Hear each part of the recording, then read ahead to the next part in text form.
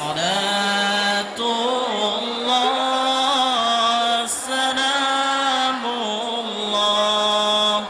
ala Taha Rasulillah. Salatullah salamullah ala Yasin Habibillah. Salatullah salamullah. Marilah bapak-bapak, ibu-ibu, kita sambut Habib Utsman bin Yahya.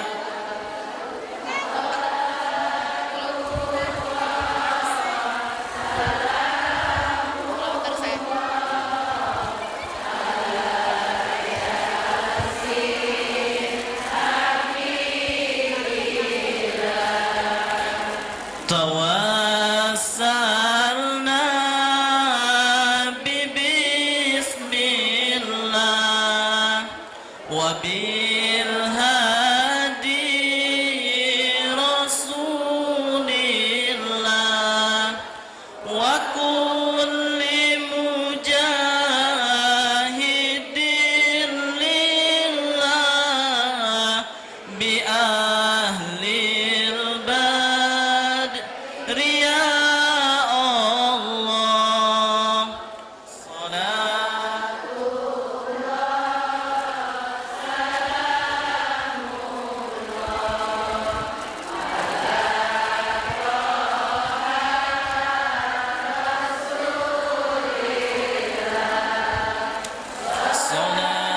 Salatullah salamullah ala Yasin Habibillah. Ilahi salimil ummah minal afati wan niqmah wa min hammi wa min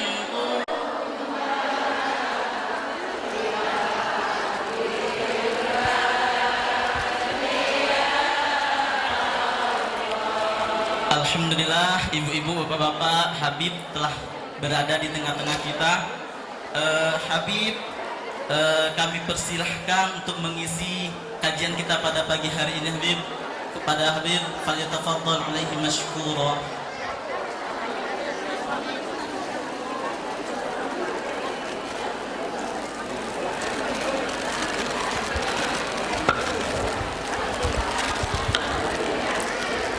Assalamualaikum warahmatullahi wabarakatuh.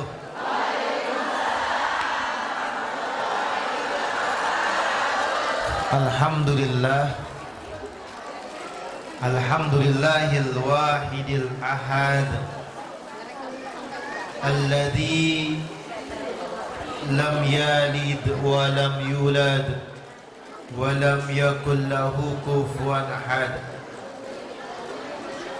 Laisa kamislihi syai'un wa huwa as-sami'ul basir. Summa fasalli wa sallim wa barik ala sayyidina wa habibina wa syafi'ina wa maulana Muhammadin sallallahu alaihi wasallam wa ashabihi wa azwajihi wa dhurriyyatihi wa ahlul baiti wa ansarihi wa ashari wa ba'du. Faqala Allah Ta'ala fil Qur'anil Karim, qul in kuntum tuhibbunallaha fattabi'uni yuhibbukumullah. Qul la as'alukum alaihi ajran ilal mawaddata fil qurba. Wa qala Allah Ta'ala yudhan, innama yuridullahu liyudhiba ankum risa ahlal bait wa yutahhirukum tadhira. Wa qala Rasulullah sallallahu alaihi wasallam, khairukum khairukum li ahli, khairukum khairukum li ahli min ba'di.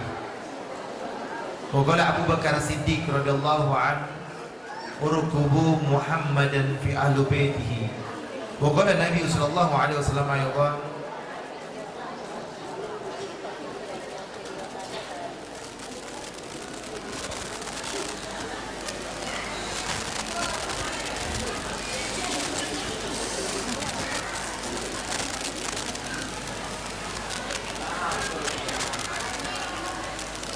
inni tariku fikum sagalain, kitabullah al-Quran baina samawati wal ardi itrati al-bait Nabi Rasulullah sallallahu alaihi wasallam.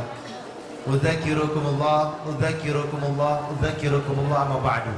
Segala puji bagi Allah Subhanahu wa taala yang telah memberikan kita nikmat iman, nikmat sehat wal afiat, sehingga kita dapat berkumpul di masjid yang Allah muliakan, di tempat yang Allah muliakan. Semoga yang hadir di tempat ini, yang duduk di masjid ini, Allah Subhanahu wa taala ampuni dosa-dosa kita. Allah sehatkan badan kita. Allah berikan kita rezeki yang penuh dengan keberkahan.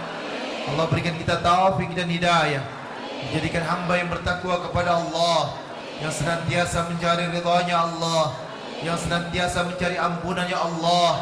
Semoga semua yang hadir di tempat ini meninggal dalam keadaan husnul khatimah, meninggal dalam keadaan husnul khatimah, mendapat syafaatnya Rasulullah, mendapatkan rahmatnya Allah Subhanahu wa taala. Insyaallah kita sama-sama nanti masuk dalam surganya Allah Subhanahu wa taala. Amin. Amin ya rabbal. Yang pertama-tama saya hormati, saya muliakan pimpinan Masjid Jami. Ini masjid apa namanya? Khairul Ummah.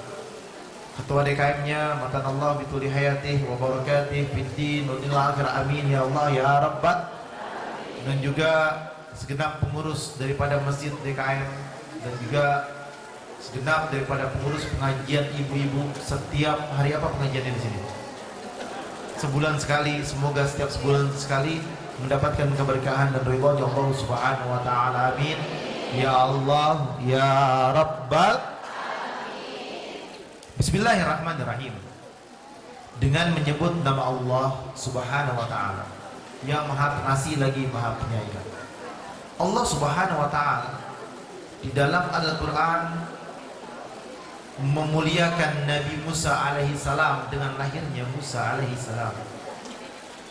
Dan Allah abadikan di dalam Al-Qur'an dengan prosesnya, kelahirannya sampai dihanyutkannya di Sungai Nil, diabadikan dengan indah oleh Allah. Dan bahkan Nabi Musa alaihissalam mendapatkan gelar dari Allah Subhanahu wa taala, mendapatkan gelar kalamullah. Nabi Isa alaihissalam diabadikan juga di dalam Al-Quran. Ibunya diabadikan di dalam Al-Quran, keluarganya diabadikan di dalam Al-Quran. Zakaria. Dan Siti Maryam pun ada di dalam Quran. Quran surat Maryam diabadikan oleh Allah Subhanahu wa taala proses daripada ketika mau lahir sampai lahir, dan sampai bayi keluar berbicara dengan kalimat-kalimat yang lantang, yang luar biasa dahsyat. Bahwasanya ibuku bukan penzina, diabadikan juga di dalam Al-Quran. Kisah sejarah yang dahsyat, yang luar biasa, yang patut kita kenal. Sekarang saya tanya, kita sebagai umatnya Rasulullah, harus gak kita memerayakan Maulid?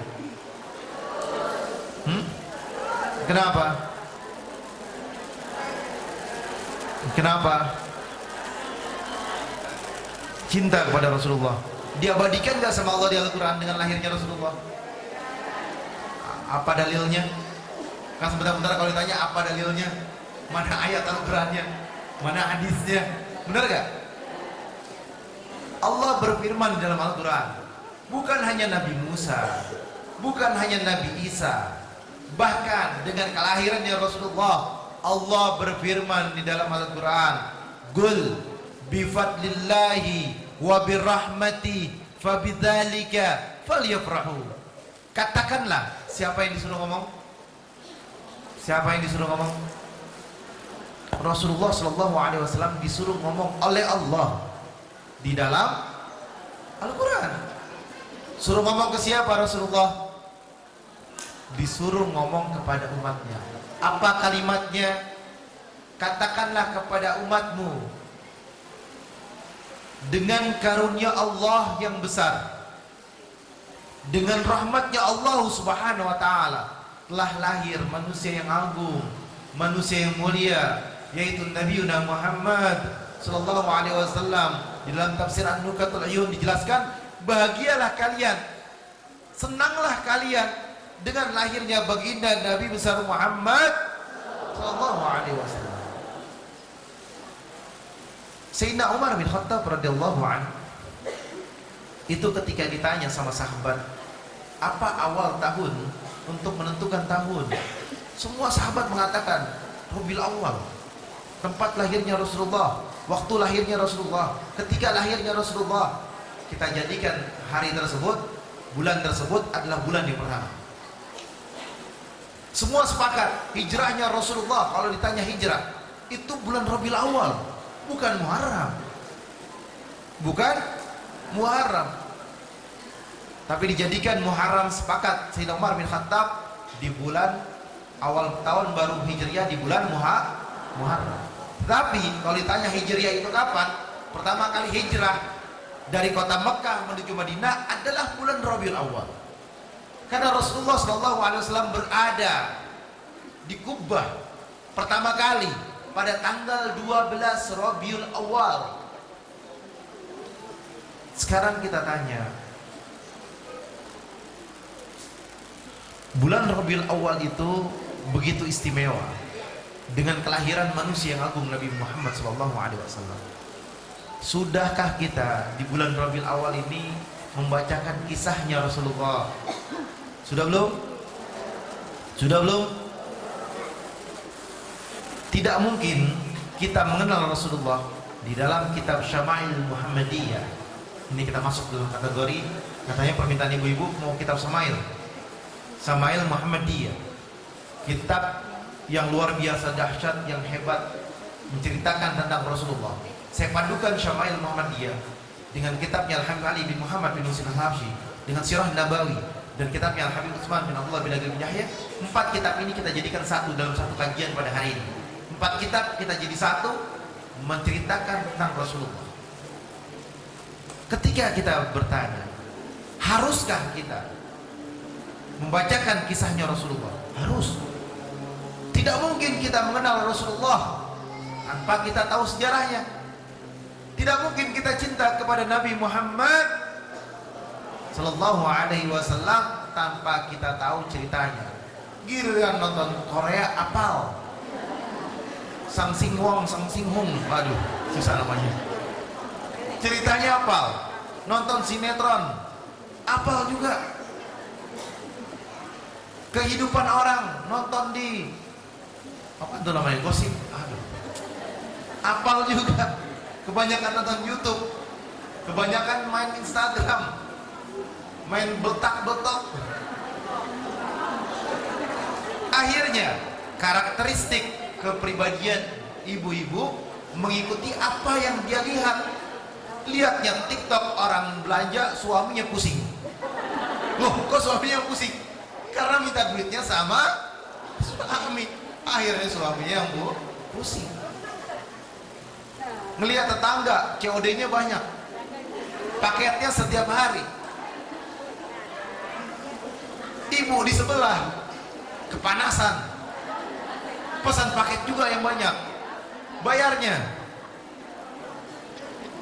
pakai bayaran anak sekolah. Akhirnya ribut sama suami. Summa na'udzu. Inilah karakter yang kalian biasa lihat, sosok yang biasa kalian perhatikan, dan siapa orang yang menjadi figur kalian. Nonton ini, nonton itu, nggak ada manfaatnya. Anta ma'aman ahbabta, kamu bersama dengan orang yang kamu cintai, kata baginda Nabi besar Muhammad sallallahu alaihi wasallam. Kamu nanti akan berkumpul bersama siapa? Bersama dengan orang yang kamu cintai. Kalau kamu cintanya sama artis Korea, kamu kumpul sama dia. Kira-kira di surga, di neraka? Wallahu alam juga. Kalau dia tobat akhirannya gimana? Kalau kalian cinta sama seseorang, nggak saya sebutin namanya lah, artis-artis yang ada di Indonesia misalkan, atau kalian menyukai, mencintai, ngefans yang luar biasa, Anda sia-sia, Anda hina. Kenapa? Yang wajib untuk kita idolakan adalah Nabi Muhammad SAW. Yang wajib bagi wanita contoh dan tiru adalah wanita terbaik di muka bumi ini, Sayyidatuna Fatimah Zahra. Jadikanlah rumah kalian seperti rumahnya Sayyidatuna Fatimah. Jadikanlah kehidupan kalian sebagaimana kehidupannya Nabi Muhammad sallallahu alaihi wasallam. Kita masuk di dalam kitab Syama'il Muhammadiyah. Sebagaimana kita ketahui fisik sifatnya Rasulullah sallallahu alaihi wasallam. Kira-kira Rasulullah ganteng enggak? Ganteng nggak? Hah? Kayak Habib. Aduh jauh. Bu, saya ini baru tidur mungkin setengah jam. Saya setengah jam dari semalam baru tidur, setengah jam saya baru tidur. Jam 4 kurang, jam 4-an lah, itu saya mesti harus ada di Islam Itu Indah pagi-pagi. Tadi pagi saya live. Dari habis live pulang sebentar, ganti baju langsung kemari. Langsung ke sini, mandi juga enggak, Bu. Ini bener. Mandi juga enggak. Saya cuma cuci muka doang. Cuma cuci muka. Cuman cuci muka doang. Cuci mukanya pun ngambil wudhu. Berarti subuh tadi. Di mobil saya berusaha tidur karena jalanannya goyang-goyang antara tidur dan gak tidur, jadi dengar semua. Saya bela-belain kemari. Harusnya hari ini schedule-nya saya nggak di sini. Schedule-nya pulang itu ada acara di dekat rumah. Abis itu saya istirahat 1 jam 2 jam. Abis zuhur ada acara lagi. Tapi karena privilege-nya langsung sama istri saya, jadi Mbak Tata ya, langsung sama istri saya, jadi langsung saya bisa kemari. Memang kalau pakai orang dalam susah. Tapi alhamdulillah, ini semua takdir Allah kita bisa berjumpa. Rasulullah itu sangat ganteng. Ayahnya Rasulullah siapa namanya? Abdullah. Sayyidina Abdullah bin Abdul Muttalib. Semoga Allah berikan keridhaan kepadanya. Abdullah ini adalah orang tuanya Rasulullah. Allah Subhanahu wa taala di dalam kitab Ad-Diba, salah satunya Allah titipkan nurnya Rasulullah di Abdullah. Abdullah kalau ke pasar hampir semua anak gadis ngeliatin, saking kerennya, terkesima, bercahaya, indah, enak dipandang. Begitu bangga penglihatannya ketika lihat Abdullah, jatuh cinta dengan pandangannya.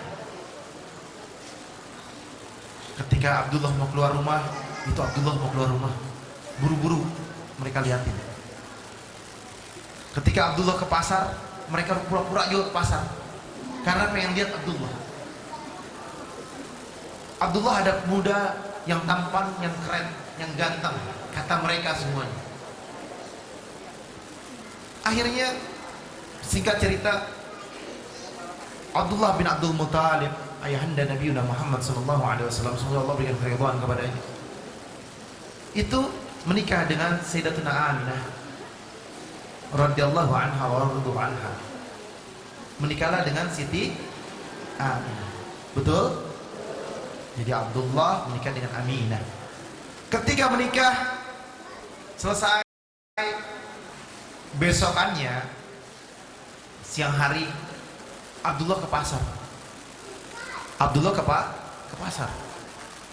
Sebelum Sayyidina Abdullah ke pasar, itu ketika nikah Abdullah dengan Aminah, banyak anak gadis putus hati. Cintanya patah, atau cintanya itu pupus, seperti bertepuk sebelah tangan. Ada yang kesal, ngurung diri, kecewa, dan lain sebagainya. Berharap dinikahkan oleh siapa? Abdullah. Selesai menikah, besokan siang harinya kira-kira jam 1, setengah 2 atau jam 2. Biasa pengantin baru kan kalau kesiangan wajar. Belanjalah dengan kebiasaannya ke pasar. Ketika orang-orang melihat, nggak terkesima lagi, tidak terkesima kembali, biasa aja. Besokannya pun sama. Tapi pas melihat Siti Aminah keluar dari rumahnya, bercahaya. Kenapa bisa seperti itu? Kenapa? Karena nurnya Rasulullah berada di Abdullah. Ketika Abdullah nikah dengan Siti Aminah, pindah nurnya ke Siti Aminah. Di situ ada, di dalam perutnya Siti Aminah ada, apa bahasa kalimatnya? Ada bayinya Nabi Muhammad SAW. Ada nurnya Rasulullah di situ. Cahaya yang dahsyat, cahaya yang luar biasa. Cahaya yang indah, dengan pandangan yang indah, dengan nama yang indah, dengan manusia pilihan Allah Subhanahu wa taala yang lahir ke muka bumi. Itu Nabi Muhammad SAW. Ketika ditanya, Nabi Muhammad SAW lahir ke muka bumi ini dalam keadaan apa? Sajidan syakiran hamidan kanahul badru fi tamam. Dalam keadaan sujud. Rasulullah lahir dalam keadaan sujud. Dan Rasulullah SAW lahir ke dunia ini cahaya terang menerang di langitnya Allah Subhanahu wa taala di kota Makkah. Dan tembus sampai ke Persia. Dan api di Yunani padam. Yang tadinya gersang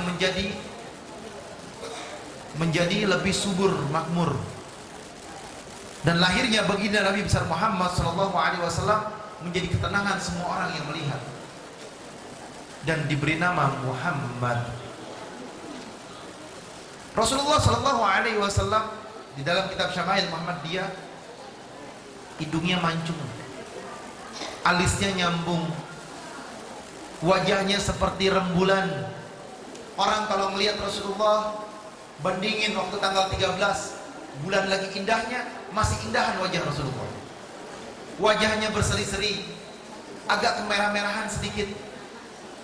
Kalau senyum, gigi serinya kelihatan dan sangat bercahaya. Dan Rasulullah kalau berdiri, badannya tegap, dadanya bidang. Ini dalam kitab Syama'il Muhammad. Rasulullah SAW kalau berjalan seperti turunan cepat. Sahabat kalau melihat Rasulullah terkesima. Lihat pandangan pertama takjub, lihat pandangan kedua lupa, balik badan lupa, lihat lagi ingat. Karena indahnya wajahnya, gak bisa digambarkan dengan gambar apapun. Itu wajahnya Nabi Muhammad SAW. Di dalam kitab tersebut dijelaskan kembali, Rasulullah SAW bukan wajahnya lonjong, tapi bulat. Ubannya, ada uban gak kira-kira Rasulullah? Cuman 20, nggak lebih dari 20. Jadi kalau lihat Rasulullah ubannya 20. Rambutnya panjang sampai di bahu, suka disisir. Kalau kita bukan pakai minyak jelantah, bukan minyak orang aring juga, atau minyak zaitun. Suka disisir sama istrinya, tapi nggak suka sering juga, sesekali. Dibelah dua rambutnya, dibelah dua, dan nggak sampai ujung daripada kuping. Kalau bagian depannya. Dan Rasulullah SAW kalau duduk sejajar dan bahkan lebih tinggi daripada sahabat-sahabat yang lainnya. Tidak pendek, tidak tinggi, sedang. Itu Nabi Muhammad SAW. Dadanya bagus, berbidang seperti orang atlet. Perutnya nggak buncit. Kalau kita perutnya buncit laki-laki nih. Six pack.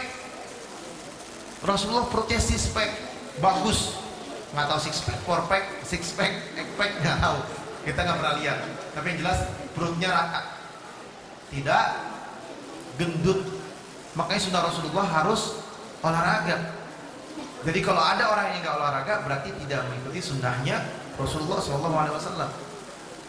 Rasulullah bukan sebentar-bentar makan. Kita sebentar-bentar makan. Rasulullah itu suka berpuasa. Kalau ada makanan di rumah, dibuka puasanya. Nggak ada makanan, puasa. Sekarang ditanya, Nabi yang paling kaya seharusnya Nabi siapa? Harusnya Nabi Muhammad. Punya kekuatan, punya kekuasaan, ghanimahnya banyak, tapi nggak diambil, dibagikan ke semuanya. Sampai pulang nggak bawa apa-apaan. Itu Nabi Muhammad. Yang hari ini untuk hanya hari ini, buat besok nggak.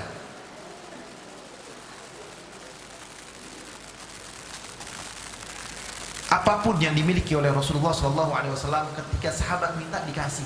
Itu Nabi Muhammad SAW. Pernah satu masa, sebuah cerita. Ini kita padukan kitab yang lain. Rasulullah SAW di rumah nggak punya apa-apa. Ada tukang minta-minta datang. Ya Rasulullah, aku nggak punya makan. Sudah beberapa hari aku nggak makan. Bolehkah engkau memberikan aku sedikit makanan? Sesungguhnya aku belum makan. Atau apapun yang kamu punya aku minta. Rasulullah baru sampai rumah.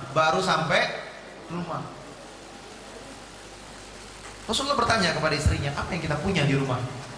Kita nggak punya apa-apa. Harta rampasan pun engkau sudah bagikan. Makanan nggak ada, korma satu butir pun nggak ada di rumah. Ini Nabi Muhammad SAW. Kalau kita kira-kira pemimpin gitu seperti itu gak? Hah? Kalau pemimpin kita lebih banyakkan di rumahnya apa di rumah kita? Benar gak nih? Mohon maaf Pak. Pak Lurah. Jazakallah khair Pak Lurah. Ini Rasulullah pemimpin. Di rumahnya nggak ada stok makanan. Kalau di rumah saya stok makanan banyak. Buka kulkas penuh. Habib. Daripada nanti saya bilang di rumah saya banyak. Lurah. Gak enak jadi saya Habib aja. Banyak makanan. Tapi di rumah Rasulullah nggak ada makanan. Ini Nabi Muhammad SAW. Dan bahkan sahabat pernah menjumpai Rasulullah nggak makan 3 hari. Tandanya apa? Batu ada 3 biji di mana? Untuk menahan daripada ganjelan celananya ataupun ganjelan daripada perutnya. 3 batu. Sampai sholatnya kok bunyi krik. Apaan ini? Sampai sahabat deketin Rasulullah, ada bunyi lagi. Sujud bunyi, ruku bunyi, berdiri bunyi, jalan bunyi. Ya Rasulullah, ada apa di perutmu? Ada batu 3 biji. 3 hari belum makan. Itu Rasulullah. Kita kalau 3 hari nggak makan, masuk IGD. Ada yang datang sama Rasulullah. Ya Rasulullah, apa yang kau punya aku terima, ahlan wa sahlan. Kira-kira Rasulullah kalau diminta di rumah gak ada apa-apa dikasih gak? Rasulullah teringat, oh tadi siang ada yang ngasih aku. Ada yang ngasih aku apa nih? Sorban atau rida. Jadi ridanya dipakai sama Rasulullah. Waktu siang zuhur dipakai ridanya, asar dipakai, maghribnya dipakai, isanya dipakai. Ada menjelang malam, harus setelah isya ada yang datang minta sama Rasulullah Sallallahu Alaihi Wasallam. Dikasih itu rida yang baru apa? Baru dikasih sama orang. Diminta sama siapa? Sama orang yang datang, dikasih sama Rasulullah. Ini orang dapat ridanya Rasulullah. Wah, senengnya luar biasa. Esokan harinya, pagi hari, sekitar jam 8, jam 10, ba'da duha, dia teriak di pasar, siapa yang mau beli ridanya Rasulullah SAW yang telah dipakai oleh Nabi Muhammad SAW? Kira-kira orang berebutan nggak? Berebutan nggak? Berebutan. Ini orang yang fakir tadi bilang, siapa yang bisa beli ridanya Rasulullah dengan harga tertinggi? Wah, kurang ajar. Harga tertinggi, bayangin. Akan aku jual dengan harga tertinggi. Siapa yang mau beli? Sampailah beritanya kemana-mana itu. Dilelanglah rida tersebut dari jam 8, 9, 10. Dibilang sampai jam 11, saya akan putuskan yang paling tinggi. Goblet zuhur. Sebelum zuhur. Terdengarlah salah satu orang kaya raya yang buta. Yang buta. Orang kaya raya ini yang buta bilang apa? Ya ghulam, kamu ambil duit di tempatku. Tanya dia mau jual berapa. Aku bayar, karena aku bertabarukan dengan Nabi Muhammad SAW. Dan aku berharap kepada Allah Subhanahu wa Ta'ala, aku ingin memilikinya. Dan kalau kamu bisa dapatkan itu, maka aku akan bebaskan menjadi budak. Ini orang langsung buru-buru ke pasar, dibebasin jadi budak. Dia lari ke pasar, dia bilang, berapa tawaran sudah tertinggi? 4.500 dirham. Aku bayar 5.000 dirham. Maka aku serahkan uang ini yang diamanahkan daripada majikanku, aku berikan kepada kamu, tolong serahkan kepada aku. Dijual dengan harga 5.000 dirham, kurang lebih. 5.000 dirham ini yang miskin jadi kaya langsung. Buru-burulah dia ambil sorban tersebut, langsung diberikan kepada majikannya, dan dia minta izin pulang ke rumah halamannya atau kampung halamannya karena sudah bebas jadi dipeganglah rida tersebut, diusaplah ke mukanya, diciumin. Ya Allah, dengan kebesaran Nabi Muhammad SAW, dengan kemuliaan Nabi Muhammad SAW, ya Allah, jadikanlah rida ini menjadi obatku, sembuhkanlah mataku ya Allah, sehingga aku bisa melihat kembali dan aku bisa baca Al-Quran. Maka seketika itu juga matanya bisa melihat karena rida yang telah dipakai oleh Nabi Muhammad SAW. Maka ketika dia bisa melihat, dia gembira, dia senang. Rida ini dia lari, dia pegang, dibawa ke rumahnya Nabi Muhammad SAW. Ketika sampai rumahnya Rasulullah SAW, maka orang kaya ini, saudagar ini, berjumpa dengan Rasulullah. Apa kalimatnya? Aku pulangkan rida ini, karena rida ini milikmu ya Rasulullah. Dipulangkanlah rida ini. Rasulullah sama tersenyum. Kira-kira Rasulullah tahu gak kejadiannya? Dari mana ibu tahu? Kira-kira Rasulullah tahu gak? Hah? Tahu gak? Oh, Pak RT ngasih tahu. Rasulullah SAW itu punya intuisi yang besar, bisa melihat masa depan. Saya kasih contoh, hadis sahih. Bu, jadi kalau ditanya hadis yang paling sahih itu kitabnya apa namanya? Bukhari. Ayo, apa lagi? Kalau ada yang tahu, saya kasih sorban saya. Nama kitab apa yang paling sahih? Hah? Mutawatir. Kitabnya apa? Soal Bukhari, Muslim.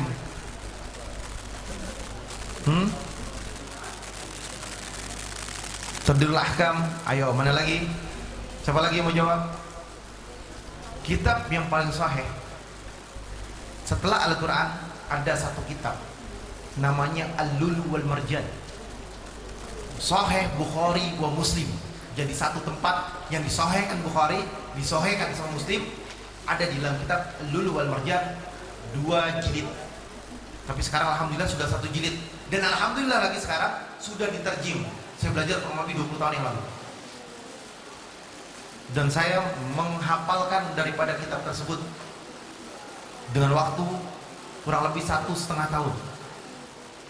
Ini kitab yang paling sahih setelah Al-Quran. Nama kitabnya Al-Lulu wal Marjan. Mau kalian mazhab apapun sama, sepakat. Jadi tidak ada bertentangan dalam kitab ini. Sahih Bukhari, Sahih Muslim jadi satu titik. Kitab ini menjelaskan tentang sahih, kesahihan, perbuatan, sifat, sikap dan kelakuan daripada perbuatan Nabi Muhammad Sallallahu Alaihi Wasallam. Tadi ceritanya sampai di mana, Bu? Masih ingat gak? Hah? Sampai di mana?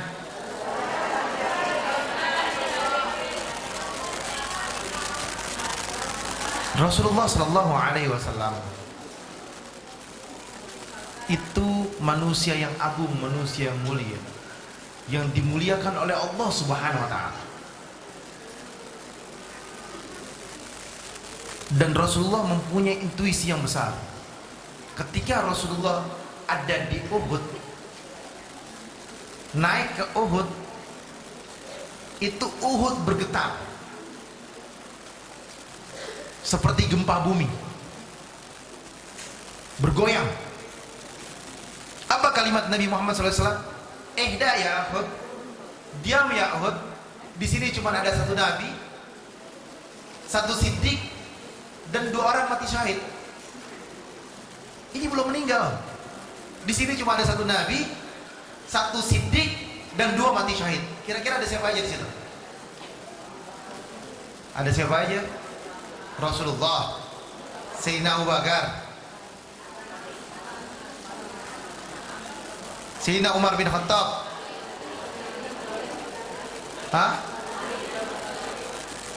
Sayyidina Utsman bin Affan. Jadi di sini ada satu siddiq dan 2 orang mati syahid. 2 orang meninggal dalam keadaan syahid. Sekarang saya tanya dengan kalimat yang indah, kira-kira Rasulullah tahunya dari mana kalau 2 ini bakalan syahid? Dari mana? Dari mana? Dari mana, ayo? Kalau bukan Rasulullah punya intuisi. Rasulullah itu tersenyum ketika ridanya pulang, tabasam. Ridanya Rasulullah dengan senyumannya berkata kepada sahabatnya apa kalimatnya? Ridaku membuat orang miskin menjadi kaya, membuat orang buta bisa melihat, dan membuat budak menjadi bebas. Itu Nabi Muhammad SAW. Bukan hanya itu, apapun yang bersentuhan dengan Rasulullah mengandung keberkahan yang tinggi. Udah pernah dengar Sa'labah belum kisahnya? Sa'labah, Sa'labah itu dikasih keberkahan sama Rasulullah, dikasih 1 ekor kambing. Kambingnya kambing perempuan. Biasanya kambing itu kalau dia beranak paling banyak berapa?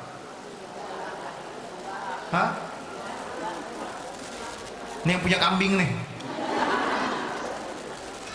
berapa banyak? Paling 2, 3 itu paling banyak. Ini bisa 5, bisa 6. Saking berkahnya dari Rasulullah SAW. Dan bahkan kota Madinah dipenuhi dengan kambing Sa'labah. Padahal dulu Sa'labah orangnya rajin sholat, rajin ibadah kepada Allah. Sampai-sampai itu kain sarungnya itu gantian. Kenapa bisa gantian? Karena kainnya itu cuma 1. Sampai sahabat berkata, Rasulullah bertanya kepada sahabatnya, aina Sa'labah, di mana Sa'labah? Sa'labah jarang kelihatan, sholatnya selalu ke belakangan, biasanya paling rajin. Ternyata sarungnya diganti. Dikasih kambing berkah, tapi Sa'labah diturunkan ayat Al-Quran karena dia tidak mau membayar zakat. Jadi ibu-ibu hati-hati, kalau nggak bayar zakat maka la yadkhulunal jannah, nggak bisa masuk surga. Contohnya Sa'labah. Sa'labah ini kisahnya pernah saya buat skripsi waktu saya kuliah zaman dulu. Dulu saya kuliah, skripsinya tentang salaba, menceritakan salaba secara detail. Bahwa salaba adalah hamba Allah yang taat kepada Allah, bertakwa dulunya kepada Allah, sampai-sampai disuruh bayar zakat dia nggak mau. Sampai Rasulullah SAW diturunkan ayat oleh Allah Subhanahu Wa Taala tentang salaba khusus, dan Allah tidak mau menerima zakat salaba karena sudah disuratin berkali-kali dia tidak mau bayar zakat. Zaman Sayyidina Abu Bakar pun dia berusaha sampai Sayyidina Abu Bakar untuk bayar zakat, tapi ditolak sama Sayyidina Abu Bakar. Sayyidina Umar, dia datang ke rumah Sayyidina Umar, dia mau bayar zakat. Sayyidina Umar mengatakan, Sayyidina Abu Bakar aja gak terima zakat, mau apalagi aku. Ditolak oleh Allah Subhanahu Wa Taala. Akhirnya zaman Sayyidina Umar meninggal salaba dalam keadaan tidak membayar zakat. Berarti kalau nggak bayar zakat kira-kira gimana? La yadkhuluna, nggak akan masuk surga. Rasulullah bisa melihat intuisi ke depannya, dan Rasulullah bersentuhan dengan apapun mengandung keberkahan yang tinggi. Dan Nabi Muhammad SAW mempunyai apa? I'tiqad dan keyakinan bahwasanya saya adalah hamba Allah dan saya adalah manusia yang Allah ciptakan untuk mengajak semua manusia berada di dalam surganya Allah Subhanahu Wa Taala, yang dikatakan kita ini sebagai umatnya Nabi Muhammad SAW. Kita di dunia ini cuma ikutin dua.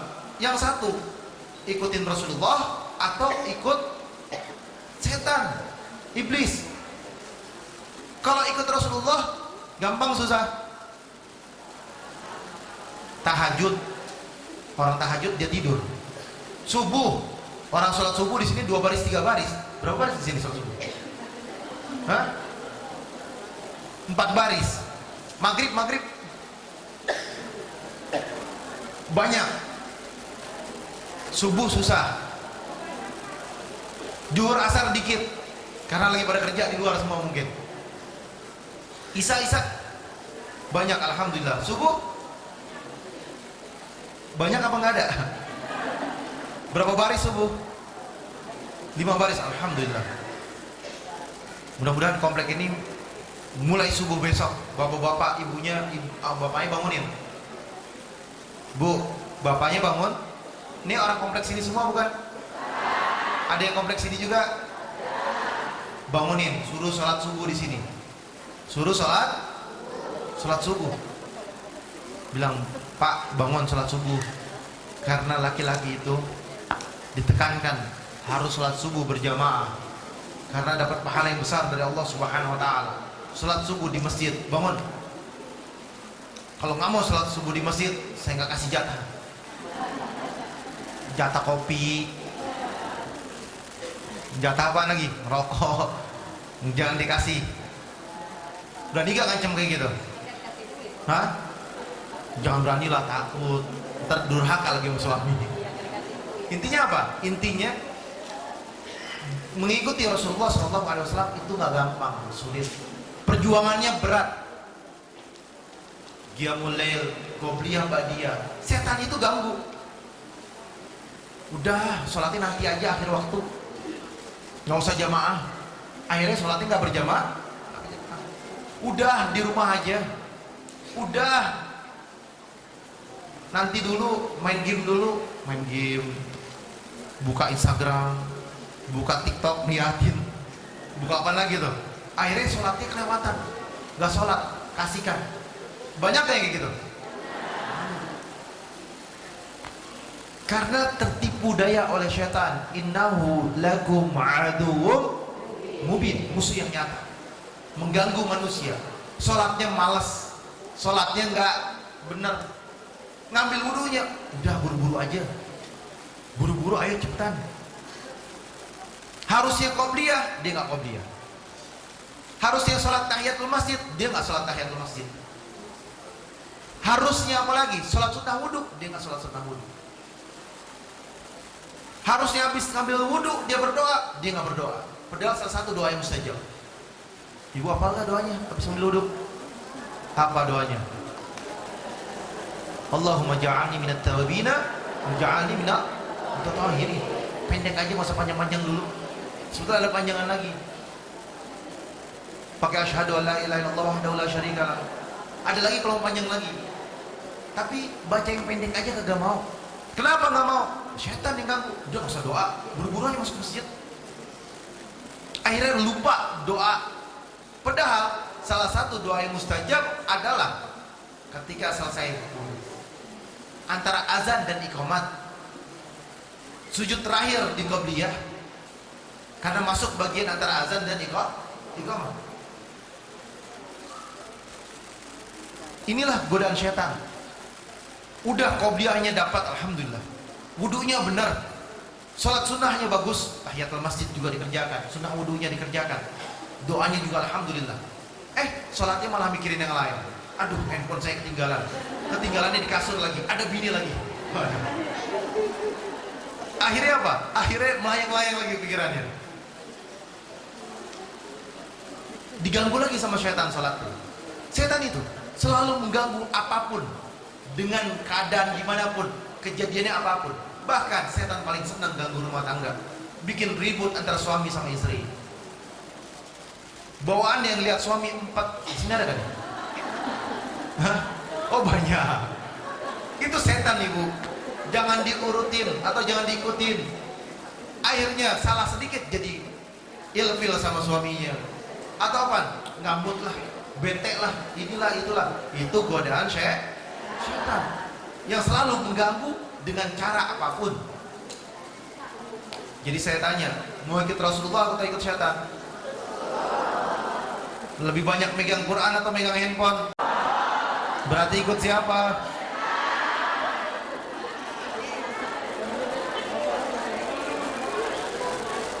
Bu, sekarang saya tanya jujur, akunya katanya ikut Rasulullah, cinta sama Rasulullah, baca Al-Quran, udah berapa kali hatam seumur hidup ibu? Ada di sini yang hatam sudah di atas 10 kali? Angkat tangan coba di atas 10 kali. Sebagian kecil banget, tapi alhamdulillah. Ada yang di atas 5 kali? Ada, sama juga, dikit juga. Ini jujur, masjid bohong dosa. Yang seumur hidup pernah hatam 1 kali? Dikit juga. Astagfirullahaladzim. Giliran Instagram semua full, yang di follow diliatin, main TikTok semua diliatin, baca Quran sekali hatam aja juga belum. Subhanallah. Bagaimana mau ngaku umatnya Rasulullah? Bagaimana mau dikatakan saya ini adalah hamba Allah? Iqra'ul Quran fa innahu ya'ti yaumal qiyamati syafi'an li ashabihi. Baca Quran karena Quran akan menjadi penolong kamu nanti di hari kiamat nanti, dan Al-Quran akan memegang kamu, menuntun kamu untuk masuk surganya Allah Subhanahu wa taala dan berjumpa dengan Nabi Muhammad sehingga kau mendapatkan syafaatnya Rasulullah. Itu baca Quran. Pegang handphone, dapat syafaat gak? Kalau handphonenya ada aplikasi Quran, baca Quran, insya Allah bisa. Tapi handphonenya lebih banyak kemaksiatan, lihat yang enggak, di zoom digedein. Ini yang ketawa yang kenceng nih, paham nih biasanya nih. Atau lagi kajian kayak gini main handphone. Emang setan. Emang setan. Kenapa ganggu? Atau lagi kajian kayak gini yang di luar masih ngobrol sama sebelahnya. Bu, kalau ada yang sebelah ngobrol, lihat mukanya, istighfar langsung. Astagfirullahaladzim. Paham nggak bu? Berarti kalau teman ibu ngajakin ngobrol, berarti temannya. Kenapa? Setan selalu menggoda manusia. Lagi kajian, lagi di majlis, dia ngobrol aja. Udah ngobrol yang penting bener, ngomongin orang. Mending ngomongnya bener ya kan? Ceritanya kemana ngalor ngidul. Woi, gue di sini ceramah, bukannya lenong. Paham nggak? Ini kalimat yang harus diperhatikan sesama. Dengerin setiap siapapun kalian ikut kajian, dimanapun kalian berada. Jangan ngobrol. Kalau ngobrol setan menang. Jangan main handphone. Bila perlu handphone kantongin. Kalau mau rekam nggak jadi masalah. Yang penting pokoknya setan kalah. Jadi tanamkan dalam diri kalian, hari ini saya menang melawan setan. Ayo buktikan hari ini. Hari ini. Ya kan? Jam 10 ini kita mulai start sampai malam. Setan yang menang atau kita yang menang? Oh, selama-lama hari ini aja. Mulai start ini jam 10. Nanti, ya kan, setelah dari sini yang belum sholat duha dulu. Yang sholat di rumah ibu-ibu, bapak-bapak, sholat qobliyah dulu, zuhur, sholatnya tepat waktu, habis itu ba'diyah zuhur. Setelah qobliyah ba'diyah zuhur, baca Quran 1 ain aja. Oh, sampai banyak 1 ain. Habis asar, ya kan, qobliyah asar, sholat asar, baca 1 ain lagi. Sholatnya tepat waktu. Sampai di rumah, maghrib, qobliyah maghrib, sholat maghrib, ba'diyah maghrib. Jangan lupa semuanya itu ngambil wudu, wudunya benar, doa, sholat sunnah wudu, habis itu qobliyah, habis itu berdoa sama Allah antara azan dan iqamah. Setelah sholat maghrib, habis itu ba'diyah maghrib, zikir sebentar, baca Quran 1 ayat. Habis itu apa lagi? Sholat isya, ngambil wudu yang benar, doa.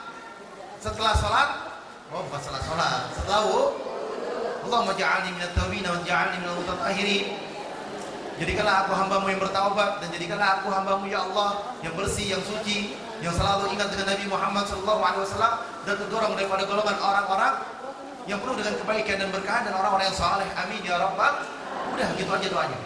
Habis itu selesai sholat sunnah wudu, tahiyatul masjid, habis itu qobliyah, habis itu sholat isya, habis itu ba'diyah. Habis itu kalau misalkan takut nggak bangun malam, witir 1 rakaat, baca Quran 1 kali.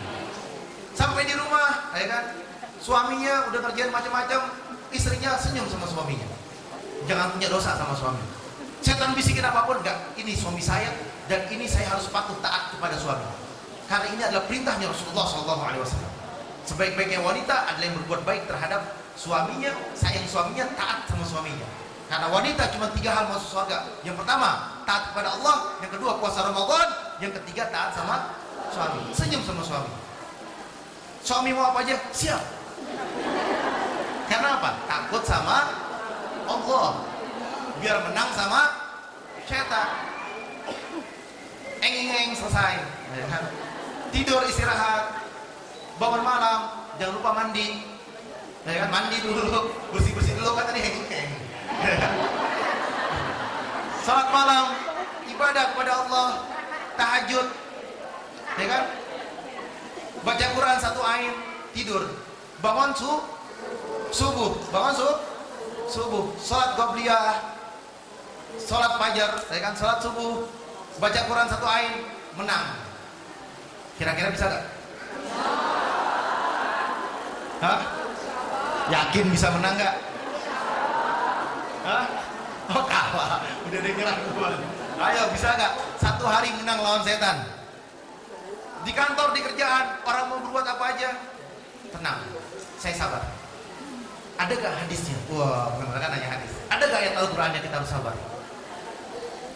Ini mau terakhir apa enggak nih? 1 jam nih.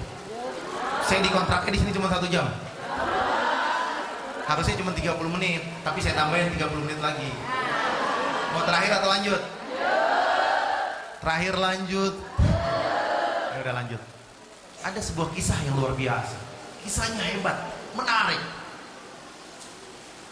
Rasulullah SAW ketika berada di kota Madinah, duduk manis, tenang, santai, lagi ngobrol-ngobrol. Rasulullah bilang sama sahabat, nanti sebentar lagi ada yang masuk, ngambil wudhu, jenggotnya basi basah. Dia adalah ahli surganya Allah Subhanahu wa ta'ala. Gak lama kemudian ada seseorang yang masuk dari kaum Ansar, basah jenggotnya. Wah, ini ahli surga, kata sahabat. Di situ ada Sayyidina Abu Bakar, Sayyidina Umar, Sayyidina Utsman, Sayyidina Ali, Abdullah bin Amr bin As, dan semua sahabat-sahabat yang lainnya. Itu semua kumpul. Ada anak muda, ada yang tua, menyaksikan Rasulullah SAW bersabda, Subhanallah, kalau orang udah disebut sama Rasulullah ahli surga, dia ahli surga. Gak mungkin tidak. Jadi kalau ada yang mengatakan, diucapkan oleh lisannya Nabi Muhammad dia ahli surga, maka dia pasti ahli surga. Karena Rasulullah tidak mungkin kadzab, berdusta. Dan Rasulullah SAW jujur. Bahkan musuhnya Rasulullah, Abu Sufyan, ketika bertemu dengan pimpinan Romawi, dengan pimpinan kaum kafir dan lain sebagainya, mereka berkata apa? Kamu kenal dengan Muhammad? Kenal. Dia jujur? Jujur. Dia orang yang baik? Baik. Dia amanah? Amanah. Jadi kalau orang Arab itu mereka jujur ceritanya, nggak dilebihin, nggak dikurangin. Kalau dia udah jujur, dia baik, dia benar, berarti dia orang baik. Berarti kamu yang salah. Jadi Abu Sufyan ini minta dukungan kemana-mana. Minta dukungan kemana-mana. Intinya adalah Rasulullah mempunyai akhlak yang baik. Kita nggak cerita itu ceritanya beda kisah. Ini Rasulullah SAW mengatakan dia ahlu surga. Besok harinya Rasulullah berjalan ketika habis asar, setelah dari kota Madinah atau di tempatnya di Masjid Nabawi, keluar dari masjid tersebut, berjalan-jalan menikmati waktu sorenya karena ingin ke salah satu perkebunan. Nanti ada cerita lagi di perkebunan ini. Jadi Rasulullah berjalan mengatakan, nanti akan muncul di jalanan yang satunya, lewat depan rumah tersebut, dia adalah ahlu surganya Allah Subhanahu wa ta'ala. Kelamaan kemudian orang Ansor ini yang kemarin yang dikatakan oleh Rasulullah ahlu surga. Subhanallah, surga bu susah, beneran susah masuk surga, nggak gampang. Kenapa masuk surga nggak gampang? Karena setan lebih kuat daripada kita. Bagi mereka yang tidak bagi mereka yang beriman, insya Allah ya Allah, dengan rahmatmu aku bisa masuk surga ya Allah. Aku berjuang untuk melawan syaitan dan berharap hari yang paling indah adalah hari aku bertaubat.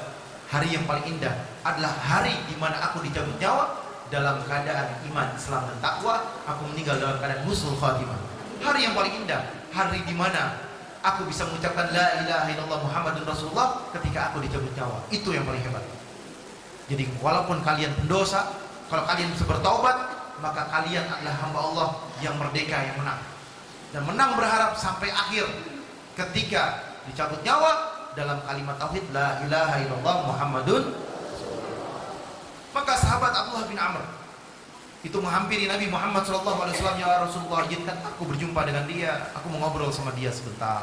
Silakan. Dia melipir, dikejarlah itu daripada orang Ansar tersebut. Dia berbohong, aku lagi ribut sama keluargaku, ada masalah besar, izinkanlah aku nginep di rumahmu. Boleh, silakan nginep di rumahku, tapi rumahku gubuk, nggak bagus. Kalau Rasulullah SAW selalu menyarankan bertamu itu nggak lebih dari 3 hari. Jadi kalau bagian keluarga kita datang lebih dari 3 hari, ini suruh pulang karena udah kelamaan. Bertamu itu batasnya berapa hari? 3 hari. Jadi 3 hari hanya batas untuk bertamu. Hari pertama dilihat sholat tahajud cuman kalau mau kencing doang.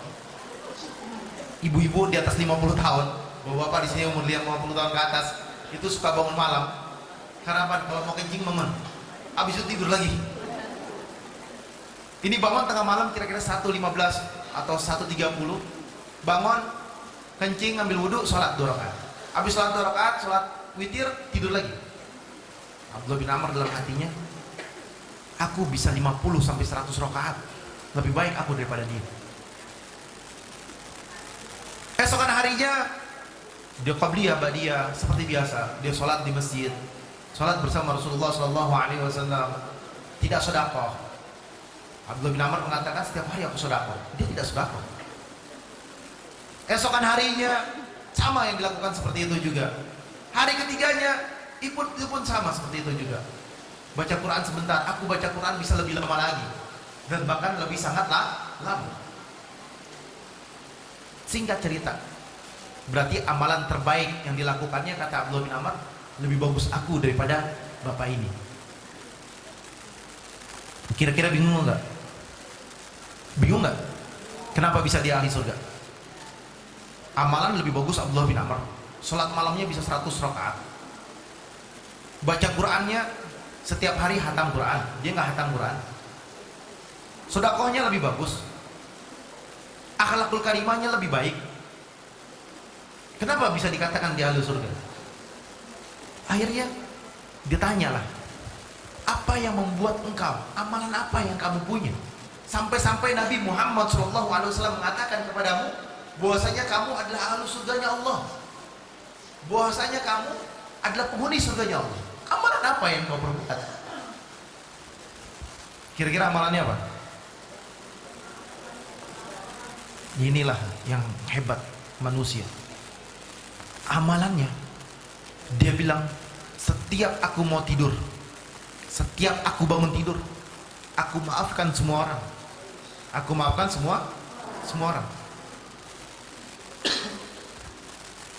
Iklan dulu boleh kan?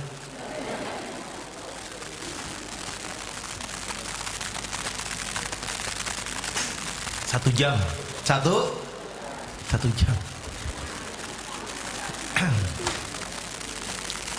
Dia bilang apa? Setiap aku mau tidur, setiap aku mau tidur, aku maafkan semua orang. Aku ikhlaskan dia yang ngomongin aku. Aku ikhlaskan dia yang jelek-jelekin aku. Aku ikhlaskan mereka yang berbuat buruk kepadaku. Aku maafkan mereka. Mau tetanggaku, mau saudaraku, mau siapapun mereka, temanku, kolegaku, dia ngomongin aku, gibahin aku ikhlas. Dia fitnah aku ikhlas. Dia jelekin aku ikhlas. Dia musuhin aku ikhlas.